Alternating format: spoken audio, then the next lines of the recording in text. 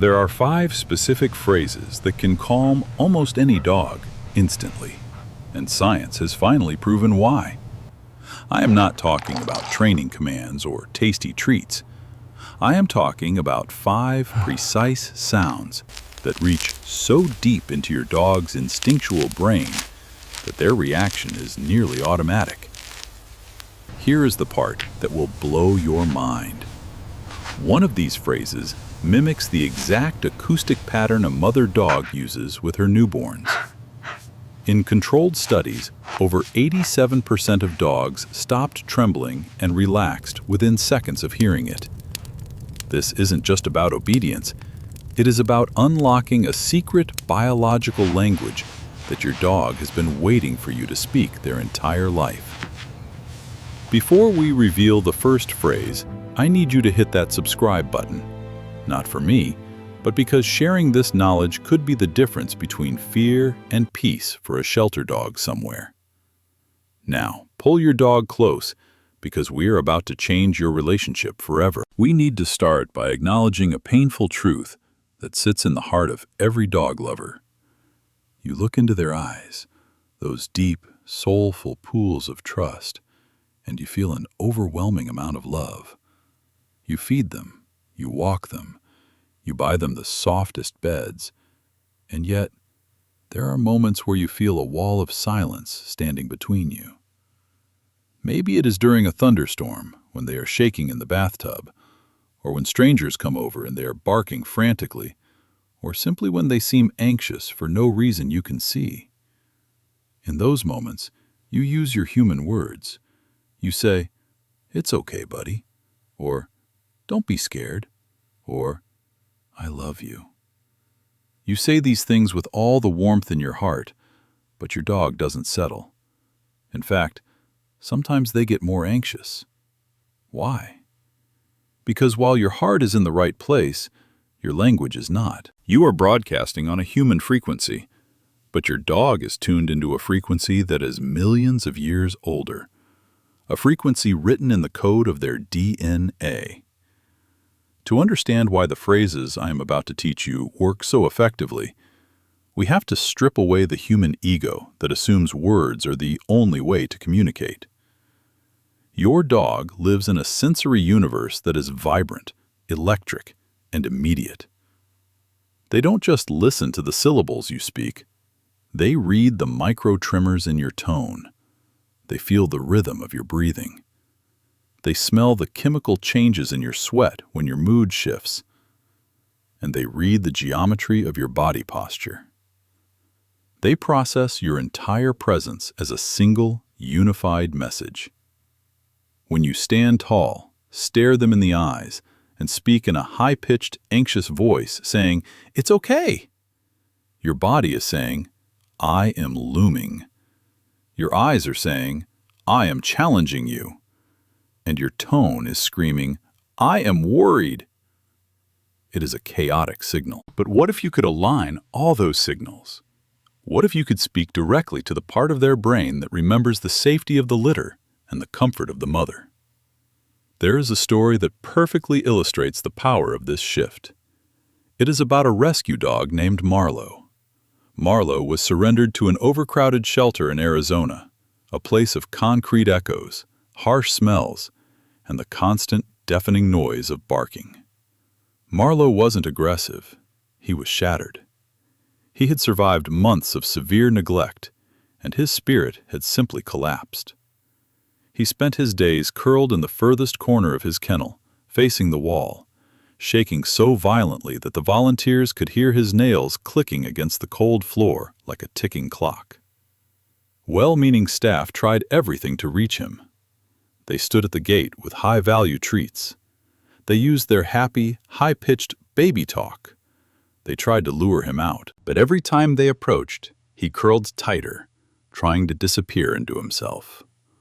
To Marlowe, their loud, direct attempts at connection felt like threats. Then, a behavior technician walked in who understood the biology of canine communication. He didn't look at Marlowe. He didn't speak to him in English. He didn't stand tall. He sat down on the floor outside the kennel, turning his body sideways. He slowed his breathing until it was deep and rhythmic. And then he made a sound. It wasn't a word. It was a tonal shift. Within 20 seconds, less time than it takes to check your phone, Marlowe stopped trembling. Within 2 minutes, he lifted his heavy head and turned to look at the man. And within 5 minutes, this dog, who had been terrified of human existence, shuffled forward and gently pressed his shoulder against the kennel door, seeking contact. The technician hadn't used magic. He had simply used the first phrase I'm about to teach you. He spoke the language of the pack. So, let's learn this language together. The first phrase is what I call the soft I lean in cue.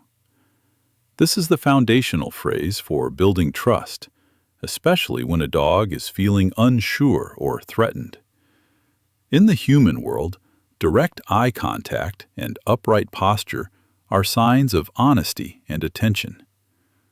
But in the dog world, a direct stare is a challenge, and looming over someone is a threat display. When your dog is anxious and you stare at them to check on them, you are inadvertently spiking their cortisol. To use this phrase effectively, you must dismantle your human posture. Here is exactly how to do it. First, get down. Remove the height difference. Sit cross-legged on the floor, kneel, or sit on the couch so you are not towering over them. By lowering your vertical presence, you send an immediate signal to their nervous system. I am not a predator. I am not a threat. Next, you must master the soft eye. Imagine you are looking at a beautiful sunset, or you are half asleep. Your eyelids should be heavy, at half-mast. Do not stare at your dog's eyes. Look at their ear, or their shoulder, or the air just past them. This averted, soft gaze is the universal canine signal for, I mean you no harm. Now, add the sound. This isn't a word, it is a frequency. You are going to make a low, warm, steady sound. Think of a deep, exhaled or a very slow, low, easy. It should sound like a lullaby. The pitch must be low. High-pitched sounds excite the nervous system. Low-pitched sounds sedate it. As you make this sound, perform the lean in. But, and this is critical, do not lean over them. Lean sideways toward them, just an inch or two. In a dog pack, shoulder-to-shoulder contact is how they show solidarity and affection. It says, I am here with you, not against you. When you combine the low height, the soft eyes, the low tone, and the side lean, you are creating a biological safety bubble. Use this during a storm or when they are nervous at the vet. Watch them closely. You will see a deep exhale. Their ears will relax, and often they will lean their weight back into you. That is the moment they surrender their fear to your calm. Now that we have established safety, we can move to the second phrase, which is arguably the most powerful tool for deep relaxation. It taps into the deepest memory your dog possesses, the memory of their mother. This is the low-frequency comfort rumble. Dogs do not purr like cats, but they are incredibly sensitive to vibration. When a mother dog is nursing her litter, she often emits a low-frequency hum or drone from her chest. It isn't a bark or a whine. It is a vibration that travels through her ribs and into the puppy's bodies, signaling that they are safe, fed, and protected. This vibration is the first signal of safety they ever knew. We can recreate this, and when you do it right, it bypasses your dog's thinking brain. the part that is worried about the mailman or the car backfiring, and goes straight to their instinctual brainstem. Here is how you do it. Sit beside your dog so your bodies are touching. Place one hand gently on their chest, right between their front legs, or on their shoulder blade. Now you are going to hum. But do not hum from your nose or your throat. Hum from your chest. You want to make a deep, resonant sound. The goal is not volume. The goal is resonance. You want your dog to feel the sound coming from your chest, traveling down your arm and into their body. This creates a biofeedback loop. Science has shown that this specific frequency range acts as a natural sedative for canines, stimulating the vagus nerve, which controls heart rate. Animal behaviorists working in a facility in Colorado found that dogs who usually took 4 to 6 weeks to decompress from shelter trauma started showing relaxed postures within just 5 to 7 days when volunteers used this daily rumble session. It grounds them. It tells the dog, "My internal rhythm is slow and steady, so yours can be too." Use this when your dog is pacing, panting, or unable to settle at night. You are literally tuning their biological instrument to the key of calm. The first 2 phrases were about calming an anxious dog in any situation. But the next 3 phrases operate on a different level. They are about synchronization, matching your communication to your dog's natural biological clock. Did you know that your dog's brain chemistry shifts dramatically depending on the time of day? Dogs are not just active randomly. They are crepuscular animals, meaning their biology is hardwired to be most active and socially alert during twilight hours, dawn and dusk. If you try to communicate at the wrong time, using the wrong energy, you are swimming upstream. But if you hit the right window, the connection is effortless. Let's talk about the evening first. Between 5 p.m. and 7 p.m., most dogs enter what behaviorists call alert social mode. Their dopamine levels rise. They are awake, they are energetic, and they are ready to bond. This is often when owners get frustrated because their dog gets the zoomies or becomes demanding. But your dog isn't being bad. Their biology is screaming for engagement. If you try to use the low, slow lullaby voice now, your dog might look at you confused. They have energy, so we match it. We use the Twilight play invite chirps. This phrase is a series of short, staccato, medium to high-pitched sounds. Think ip ip, hey hey, pup pup, or a rhythmic whistle. Each sound should be less than half a second, with a quick pause in between. This mimics the acoustic pattern dogs use with each other to initiate play. It signals controlled excitement. It tells your dog, "I see your energy, and I am engaging with it safely." Instead of letting that evening energy turn into anxiety or destruction, you channel it. When you come home from work during this window, do not just say a flat hello. Give them these chirps. Watch their ears perk up, their tail lift, and that happy, bouncy trot emerge. You are validating their state of being, which builds immense trust. You are saying, "I am fun, I am part of the pack, and we are in this rhythm together." Morning, however, is a completely different story. And this leads us to the 4th phrase, the dawn reassurance whisper. Between 5 a.m. and 7 a.m., a dog's cortisol levels, the stress hormone, naturally spike. This isn't because they are unhappy. It is a survival mechanism.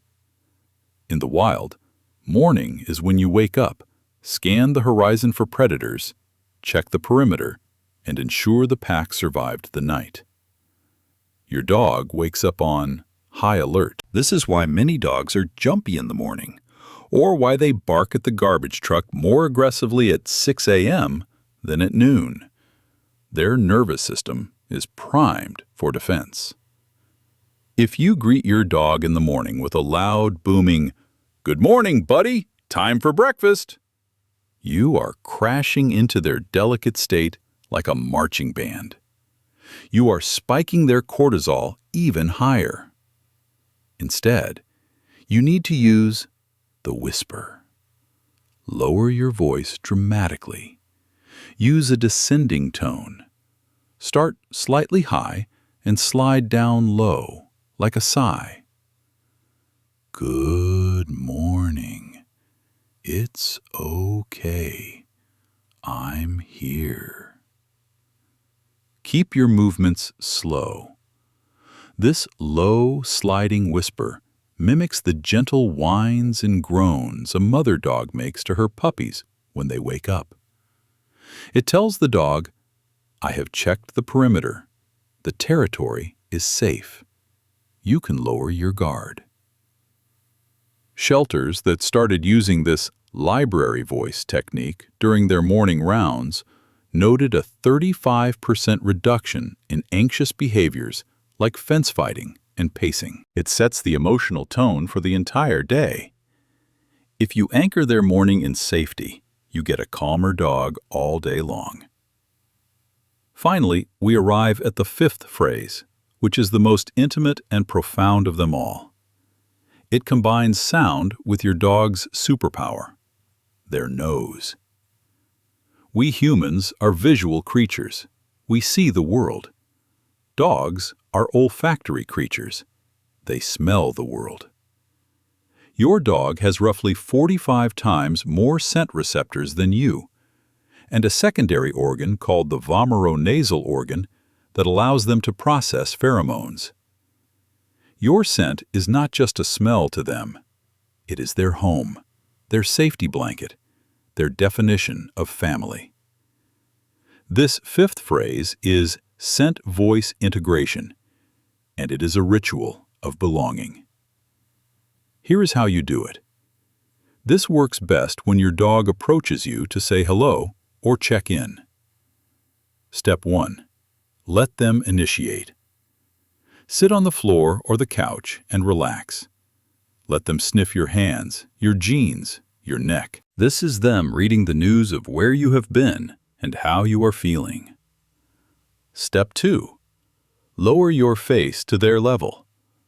This requires a lot of trust, so move slowly. Step 3. While they are sniffing you, begin that low, steady hum we practiced earlier. Step 4. Gently press your cheek or your forehead against the side of their neck or their shoulder. This is the scent exchange. You are mixing your scent with theirs while providing a calming auditory signal. In the wild, pack members rub against each other to create a group scent. It signifies unity. When you do this, both your brain and your dog's brain release oxytocin, the love hormone. It is a powerful chemical bond. I once saw a dog named River, who was terrified of hands because she had been hit, learn to trust again through this method. She wouldn't let people pet her, but she would let them press their cheek to her shoulder while humming. It bridged the gap when touch was too scary. Use this after you have been away from home or after a stressful event. It tells your dog, "We are one. You belong to me, and I belong to you." Now, a word of advice on how to put this all together. Do not try to use all 5 phrases at once. That is like trying to speak a new language fluently on the first day. Start with the foundation. Spend the first week mastering the soft eye lean-in and the comfort rumble. Really feel that physical connection shift when you drop your energy. Then, start paying attention to the clock. Notice their energy in the evening and try the Twilight Chirps. Notice their alertness in the morning, and try the dawn whisper. Finally, when you feel that deep bond forming, introduce the scent voice integration. When you start using these phrases, you are doing something profound. You are stopping the monologue of human commands and starting a dialogue of instincts. You are no longer just living with your dog. You are living within their world. You are telling them, I see you, I hear you, and you are safe with me. You will notice changes, maybe not all at once, but they will come. A longer sleep, a softer look in their eyes, a willingness to come to you when they are scared instead of hiding. These are the victories. I want to ask you a favor, one that honors the bond we are building today. I want to build a memorial of love in the comments section below. I want you to comment the name of your dog, whether they are sleeping at your feet right now or waiting for you at the Rainbow Bridge. Let's fill the comments with the names of the souls we are promising to understand better today. Is it Max? Bella? Cooper? Daisy? Tell me their name and tell me which one of these phrases you are going to try first. Because every time you speak their language, you are not just calming a dog, you are healing a heart. And sometimes that heart is your own.